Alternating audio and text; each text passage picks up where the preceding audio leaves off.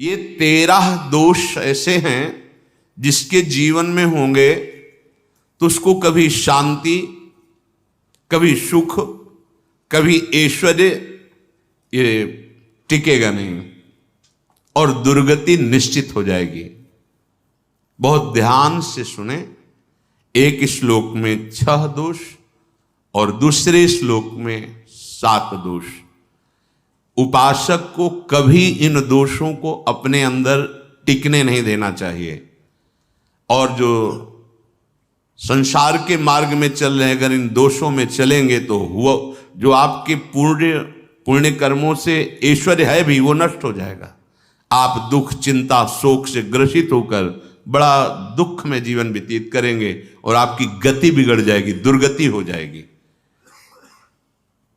विकत्थनः स्पृहायुर्मनस्वी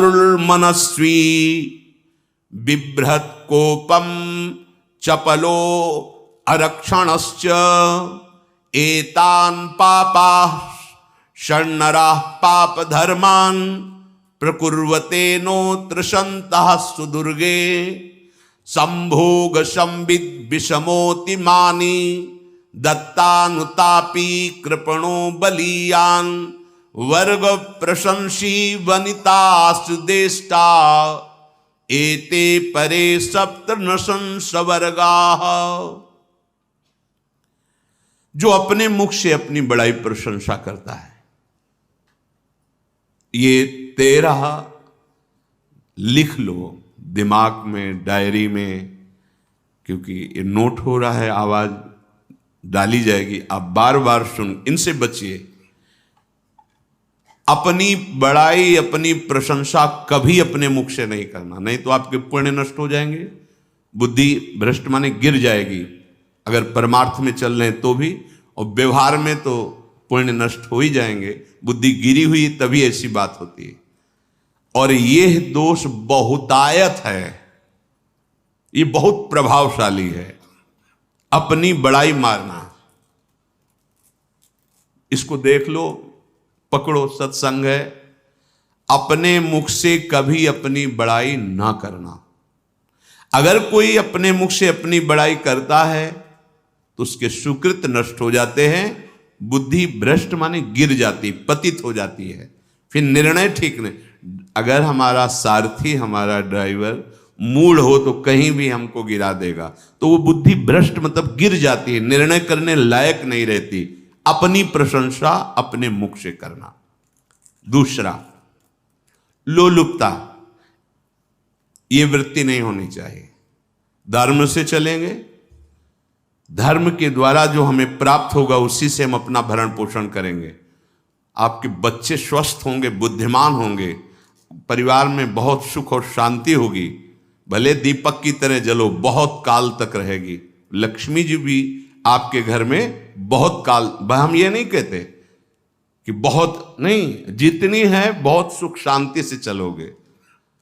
अगर लोलुपता करोगे, हिंसा, छल कपट, व्यभिचार, चोरी, ऐसे धन आ जाए, वो आएगा, लेकिन वो हाइलोजन की तरह आएगा, एकदम प्रकाश और फ्यूज, बिल्कुल अंधकार करके जाएगा। देख लेना, तुम्हारे जो सुख के हेतु हैं, तुम्हारा शरीर, तुम्हारे बच्चे, तुम्हारी पत्नी, तुम्हारा परिवार, उसको देख के तुम रात दिन जलोगे बिना आग के।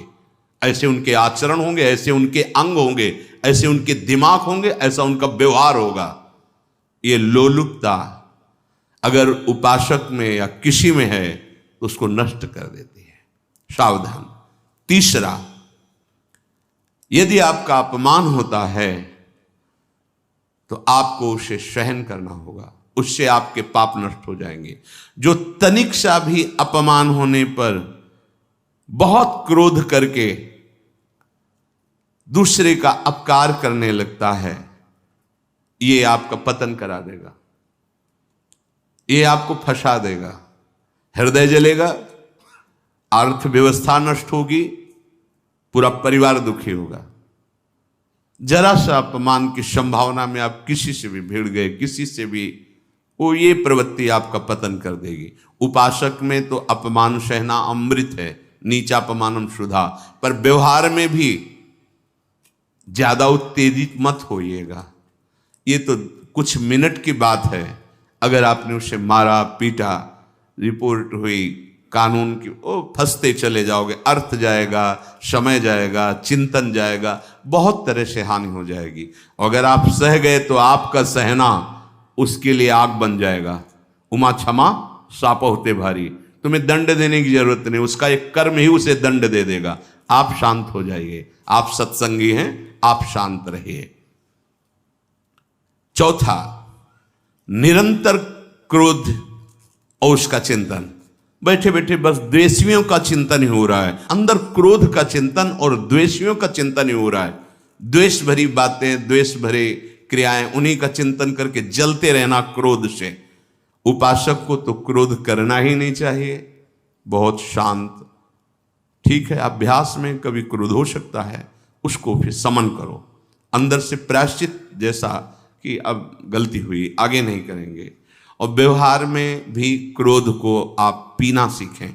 अगर बार बार आपका क्रोध प्रकट होता ही रहेगा, आपका स्वभाव बिगड़ जाएगा, आपके पुण्य नष्ट हो जाएंगे और आपका जीवन नष्ट हो जाएगा। देने वाला उतना दे देगा, आपको आनंदित रहो, पैसा खर्चा सब पूरे जीवन का विध्वंस मचा दिया क्रोध ने। कहीं भी आप देखो, किसी से क्रोध करके देखो, फिर देखो तुम्हारा भजन चल रहा है, तुम्हारी वो आनंद वृत्ति है नहीं, जलोगे और वो जलन और गुस्सा दिलाएगी और वो बैठे बैठे जलोगे नहीं। ये क्रोध जो है, ये चाहे व्यवहार में हो चाहे परमार्थ में, दोनों की हानि करने वाला है।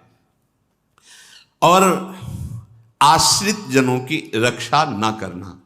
अगर कोई भाग कर आपके पास आ गया है, कोई पशु पक्षी या कोई मनुष्य, आपको चाहिए कि अब चाहे हमारे पहले प्राण जाएं, उसकी रक्षा करेंगे। सीवी जैसे तो कोई बिरले ही होते हैं, पर इतना जरूर ध्यान रहे, जैसे कोई पशु पक्षी किसी भय से आपके सीमा के अंतर्गत आ गया है, अब उसकी रक्षा करनी है आपको। अगर आप स्वयं मार देते हैं या मरवा देते हैं, या आपके सुकृत नष्ट कर देगा, या आपकी दुर्गति का कारण बन जाएगा। और जो पाप कर्म उत्साहित होकर करते हैं, उपासक को तो बहुत सावधान रहना चाहिए, पर व्यवहार में भी जो नहीं करना चाहिए, अगर वो पाप कर्म आपके द्वारा मन में प्रेरित हो रहे हैं, संकल्प बन रहा है, क्रियाएं हो रही, दुर्गति पक्की, पुण्य नष्ट हो जाएंगे, दुख अशांति बढ़ती चली जाएगी, कभी शांति नहीं प्राप्त कर पाएंगे। ऐसा नहीं कि जो मन में आवे सो करे। पापाचरण निडर और उत्साहित होकर करना, अगर ऐसे लक्षण है, निश्चित दुर्गति होती है। ये 6, अपनी बहुत बड़ाई करने वाला अपने मुख से, लोलुपता, तनिक से अपमान में सहन ना करने वाला, निरंतर क्रोधी और आश्रित जनों की रक्षा न करने वाला, और निडर हर्षित होकर पाप कर्म करने वाला। दूसरे श्लोक में 7 है, 6 ये 7। 1, संभोग का ही चिंतन करना, संभोग में ही मन लगाना, संभोग दूसरी स्त्रियों के साथ करने की भावना रखना। संभोग पहला है, संभोग। रात दिन बैठे बैठे बस यही चिंतन करना, गंदी बातों का, गंदी बातें देखना, गंदी बातें सुनना, गंदी बातों का चिंतन करना। फिर अन्य माताओं बहनों के प्रति काम दृष्टि से देखना, कोई आ जा रही है तो दृष्टि से, काम भाव से देखना, भोग बुद्धि से देखना, निश्चित पुण्यनाश दुर्गति। बड़े बड़े उदाहरण इतिहास में हैं जिन्होंने ऐसा दृश्य नेत्रों से देखने की चेष्टा की, मन में संकल्प किया भोगने का, नष्ट हो गए, चाहे वो कितने बड़े प्रतापी हों। ये दुर्योधन कोई साधारण थोड़ी है, भगवान व्यासदेव जी के द्वारा ही तो लो, भगवान व्यासदेव जी ही इसकी उत्पत्ति का कारण है। आप देखो, इतने महान पुलस्त जी ही उत्पत्ति का कारण है रावण की। बस यही ऐसे दोष हैं जिनके कारण जीव नष्ट हो जाता है। ठीक है, धर्मयुक्त काम भगवान ने आदेश किया है, आपका पाणिक ग्रंथ संस्कार हो गया है, संतानोत्पत्ति की भावना से कुछ पवित्र तिथियों का त्याग करते हुए चर्चा में हुई है। एक नियम है, एक आदेश है शास्त्र का, आप बहुत काम प्रवृत्ति वाले हैं तो प्रत्येक मास में जब माताएं बहनें पवित्र हो जाती मासिक धर्म से, तो जिनका पाणी ग्रहण आपने किया, जो पत्नी स्वरूप हैं, वो ठीक है। वहां भी बार बार के लिए व्यभिचार प्रवृत्ति के लिए शास्त्र आदेश नहीं करता, संयम पूर्वक, और उसका चिंतन नहीं करना। पाणी ग्रहण संस्कार है, घर में विराजमान है, एक संयम एक नियम के अनुसार उसका चिंतन तो फिर भ्रष्ट कर देगा। चिंतन प्रभु का करना है, चिंतन प्रभु की सेवा जो आपके कर्तव्य, इसके चिंतन से बचो। घातक है, बहुत बड़ा जहर है। अगर विषय चिंतन होने लगा तो मरोगे, जिंदा जलोगे, दुर्गति भी होगी। ये अंदर की जो आग है ना, कामाग्नि, ये इतनी बढ़ती चली जाएगी, तुम्हारे होश खराब हो जाएंगे कि मुझे क्या करना चाहिए क्या नहीं करना चाहिए। कोवा मदांधो मदनातुरोवा, अंधा हो जाएगा, नहीं दिखाई देगा अनुजा तनुजा क्या है कौन है, कुछ नहीं, भ्रष्ट बुद्धि। संभोग का चिंतन नहीं। धर्मयुक्त काम आदेश है शास्त्र में। यदि आप प्रवृत्ति मार्ग में हैं तो अपनी पत्नी को जो पाणी ग्रहण स्वीकार किया है, वहां भी पवित्र तिथियों का त्याग करते हुए, एकादशी है, रामनवमी है, नव दुर्गा है, जन्माष्टमी है, राधाष्टमी, जो पवित्र तिथियों का त्याग करते हुए और ऐसे जो मर्यादाएं हैं उसके अनुसार, और कहीं पराई स्त्री के साथ संभोग की बात निश्चित दुर्गति पक्की है। ऐसे ही माताओं के लिए है, स्त्री शरीर के लिए है। यदि वो ऐसी गलत चेष्टा, तो पतिवंचक परपति रति करही, रौरव नरक कल्पसत परही। ये भोग चिंतन से बचने की चेष्टा कीजिए तो क्रिया से अपने आप बच जाएंगे। क्रिया के पहले चिंतन होता है, चिंतन से ही क्रिया का आवेश आता है। चिंतन संभालिए, इसी से भगवत प्राप्ति होती है, चिंतन से, और इसी से दुर्गति भी होती है। अनन्यश्चिन्तयन्तु माम, भगवान चिंतन कह रहे मेरा करो, कर्तव्य कर्म मेरे को समर्पित करो। अब जब चिंतन संभोग का होगा तो बुद्धि भ्रष्ट हो जाएगी। ये जो राक्षसी प्रवृत्तियां सुनने को मिलती है ना, कि ऐसा हुआ, वो देखा सुना और चिंतन किए, अब इतनी राक्षसी वृत्ति आ गई कि बस अब उनमें और राक्षसों में कोई अंतर नहीं रह गया। दूसरा, विषमता रखने वाला, सबके साथ बर्ताव ऐसा कि मैं बहुत श्रेष्ठ हूं और दूसरे सब नहीं, ऐसा व्यवहार नहीं। सब भगवत स्वरूप हैं, समान व्यवहार। जैसे आपके भोजन है तो जो आप पा रहे हो वही सबको दीजिए, बैठने की व्यवस्था, उठने की व्यवस्था, क्रम बाई क्रम, पर उसको भी नीच भाव से मत देखिए। उस कोटि का उसको प्यार दीजिए, दुलार दीजिए, सम्मान दीजिए। इतनी विषमता न फैलाते रहें अपने जीवन में कि आप सबके निंदा के पात्र बन जाए। विषमता नहीं, सबको प्यार। हाँ ठीक है, पुत्र का अलग प्यार है, भाई का अलग प्यार है, पिता का अलग प्यार है, पर हमारा व्यवहार प्रीति युक्त होना चाहिए, विषमता भरा नहीं होना चाहिए। अगर हमारे चित्त में विषमता ही रही तो संसार है, प्रभु नहीं है। जीत विषम संसार कीर्ति जग बिस्तरे। जो विषमता पर विजय प्राप्त कर लेता है वही भगवत प्राप्ति का अधिकारी। ये विषमता बहुत बड़ी हानि है। तीसरी बात, अत्यंत मानी होना। जहां आपके प्राण कमजोर होंगे, पुण्य नष्ट होगा, आयुश्री सब नष्ट होना है, ऐसे आचरण करवाएगा गुरुजनों के साथ, महापुरुषों के साथ। ये बहुत नीच प्रवृत्ति है। अत्यंत मान प्रियता, मुझे सम्मान मिले, उत्तम प्रवृत्ति है। सबको मान देना, स्वयं अमानी रहना। चौथा, दान देने की बात कह के मुकर जाना या दान देकर पश्चाताप करना। दे दिया है, बहुत जल रहे हो, दूसरे से वार्ता कर रहे हो कि पता नहीं क्या यार बुद्धि में हो गया, हमने उसको इतना कहा था, उतना दे दिया, क्यों दे दिया, ऐसा ऐसा, मतलब अंदर चिंतन करना, क्यों दे दिया तो दिया। इसके बाद जो आपका ये जलन हो रही, पश्चाताप, सुकृत नष्ट हो रहे हैं। दान देकर पश्चाताप करना या दान देने की बात कह के मुकर जाना।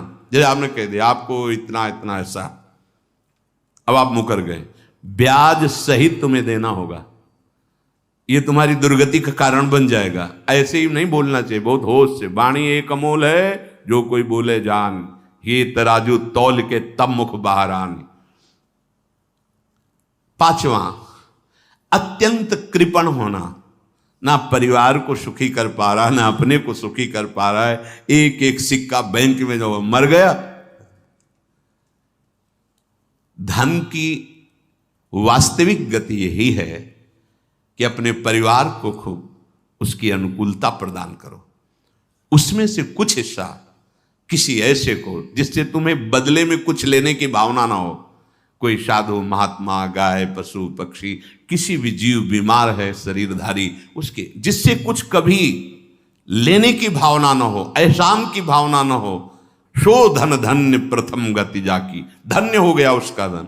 अब वो कृपण का धन किसी काम में ना स्वसुख, ना परिवार के सुख, ना धर्म कार्यों में, व्यर्थ जीवन चला गया। उसी धन का चिंतन करना, उसी का संग्रह करना और उसी की रक्षा करते करते शरीर छोड़ देना, तो चिंतन बिगड़ गया। तो कह रहे हैं जो कृपणता है और अर्थ और काम की प्रशंसा, उसी की चर्चा, उसी का चिंतन, रुपया और भोग, उसी की चर्चा कर, जहां बैठे रुपया की चर्चा, भोग की चर्चा, जहां एकांत में बैठे उसी का चिंतन, कैसे रुपया बढ़े, कैसे भोग मिले। और अगर अवसर मिला तो रुपया अधर्म से आवे चाहे धर्म से, उसको इसकी कोई परवाह नहीं। भोग चाहे धर्म से हो चाहे अधर्म से, जिसका अर्थ और काम भोग ही चिंतन है वो धर्म नहीं। जिसका धर्म चिंतन का विषय है तो अर्थ और काम भी ऐसा होगा जो मोक्ष प्रदान करने वाला हो। धर्म, अर्थ, काम, मोक्ष।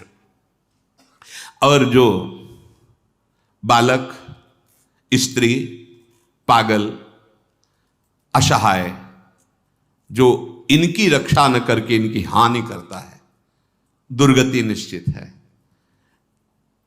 माना आपकी पत्नी है, उसका स्वभाव बिगड़ा हुआ है, क्रोधी है, कटु वचन बोल, लेकिन आपके ही प्रारब्ध के लिए, माना आपका पति ऐसा स्वभाव वाला है, पर आपके ही प्रारब्ध से तो संयोग बना है आकर, अब इसका निर्वाह कर ले जाओ तो पवित्र हो जाओगे दोनों।